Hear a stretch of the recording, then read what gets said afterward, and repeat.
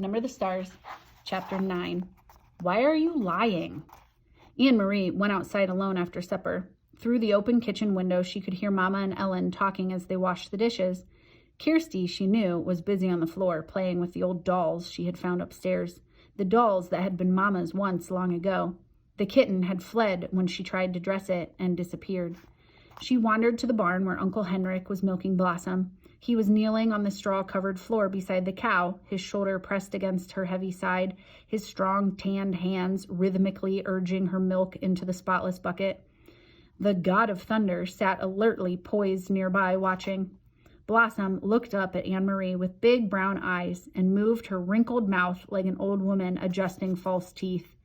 Anne-Marie leaned against the ancient, splintery wood of the barn wall and listened to the sharp rattling sound of the streams of milk as they hit the sides of the bucket. Uncle Henrik glanced over at her and smiled without pausing in the rhythm of milking. He didn't say anything. Through the barn windows, the pinkish light of sunset fell in irregular shapes upon the stacked hay. Flecks of dust and straw floated there in the light. "Uncle Henrik," Anne-Marie said suddenly, her voice cold, "you are lying to me. You and Mama both." His strong hands continued, deftly pressing like a pulse against the cow. The steady streams of milk still came. He looked at her again, his deep blue eyes kind and questioning. "You are angry," he said. "Yes. Mama has never lied to me before. Never. But I know there is no great Aunt Bertie. Never once in all the stories I've heard, in all the old pictures I've seen, has there been a great Aunt Bertie." Uncle Henrik sighed. Blossom looked back at him as if to say, "Almost done?" And indeed, the streams of milk lessened and slowed. He tugged at the cow gently but firmly, pulling down the last of the milk. The bucket was half full, frothy on the top. Finally, he set it aside and washed the cow's udder with a clean, damp cloth. Then he lifted the bucket to a shelf and covered it. He rubbed the cow's neck affectionately. At last he turned to Anne-Marie as he wiped his own hands with the cloth. "How brave are you, little Anne-Marie?" he asked suddenly. She was startled and dismayed. It was a question she did not want to be asked.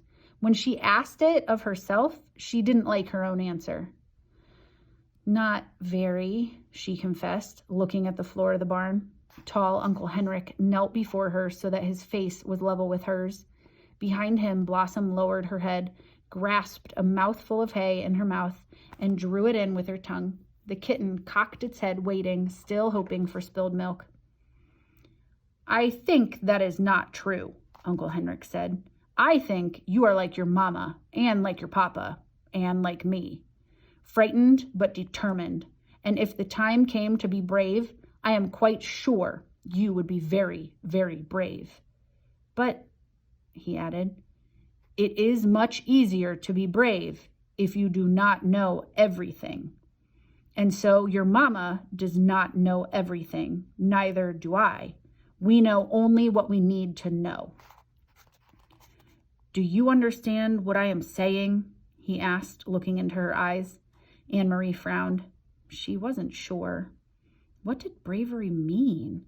She had been very frightened the day, not long ago, though now it seemed far in the past, when the soldier had stopped her on the street and asked questions in his rough voice. And she had not known everything then. She had not known that the Germans were going to take away the Jews. And so when the soldier asked, looking at Ellen that day, "What is your friend's name?" she had been able to answer him, even though she was frightened. If she had known everything, it would not have been so easy to be brave.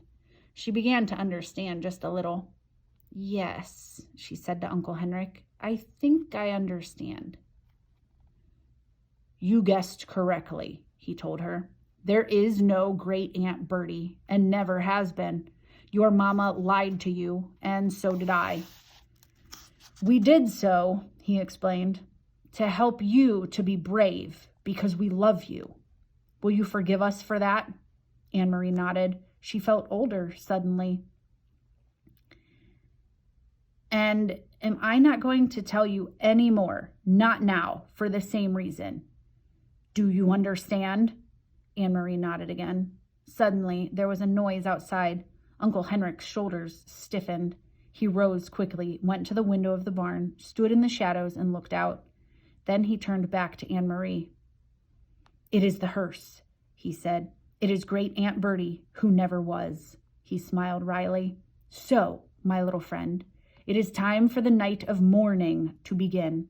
Are you ready?" Anne-Marie took her uncle's hand, and he led her from the barn. The gleaming wooden casket rested on supports in the center of the living room and was surrounded by the fragile, papery flowers that Anne-Marie and Ellen had picked that afternoon.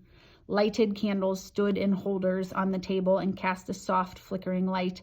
The hearse had gone, and the solemn-faced men who had carried the casket indoors had gone with it. After speaking quietly to Uncle Henrik, Kirsty had gone to bed reluctantly, complaining that she wanted to stay up with the others, that she was grown up enough, that she had never before seen a dead person in a closed-up box, that it wasn't fair. But Mama had been firm, and finally Kirsty, sulking, had trudged upstairs with her dolls under one arm and the kitten under the other. Ellen was silent and had a sad expression. "I'm so sorry your Aunt Bertie died," Anne-Marie heard her say to Mama, who smiled sadly and thanked her. Anne-Marie had listened and said nothing. "So now I, too, am lying," she thought, "and to my very best friend. I could tell Ellen that it isn't true, that there is no Great Aunt Bertie. I could take her aside and whisper the secret to her so that she wouldn't have to feel sad." But she didn't. She understood that she was protecting Ellen the way her mother had protected her, although she didn't understand what was happening or why the casket was there or who, in truth, was in it. She knew that it was better, safer, for Ellen to believe in Great Aunt Bertie. So she said nothing. Other people came as the night sky grew darker. A man and a woman, both of them dressed in dark clothing, the woman carrying a sleeping baby, appeared at the door, and Uncle Henrik gestured them inside. They nodded to Mama and to the girls. They went, following Uncle Henrik, to the living room and sat down quietly. "Friends of Great Aunt Bertie," Mama said quietly in response to Anne-Marie's questioning look. Anne-Marie knew that Mama was lying again, and she could see that Mama understood that she knew. They looked at each other for a long time and said nothing. In that moment, with that look, they became equals. From the living room came the sound of a sleepy baby's brief wail. Anne-Marie glanced through the door and saw the woman open her blouse and begin to nurse the infant, who quieted. Another man arrived, an old man, bearded. Quietly, he went to the living room and sat down, saying nothing to the others, who only glanced at him. The young woman lifted her baby's blanket, covering its face and her own breast.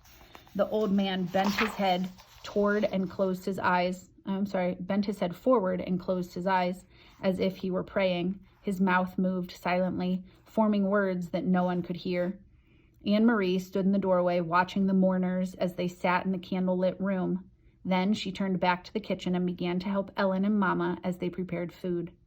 In Copenhagen, she remembered, when Lise died, friends had come to their apartment every evening. All of them had brought food so that Mama wouldn't need to cook. Why hadn't these people brought food? Why didn't they talk?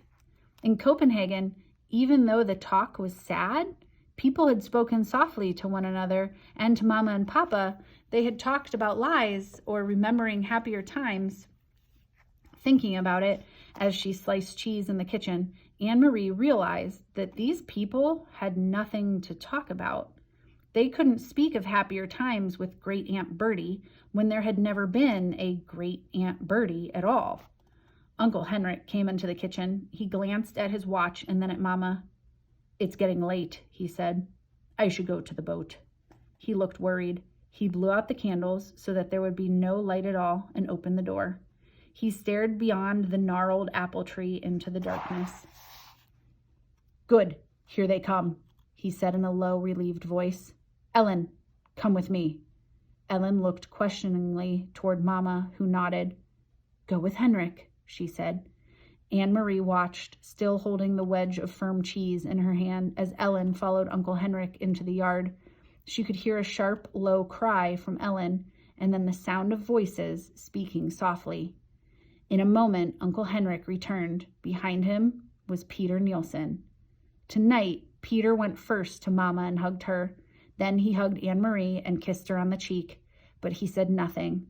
There was no playfulness to his affection tonight, just a sense of urgency, of worry.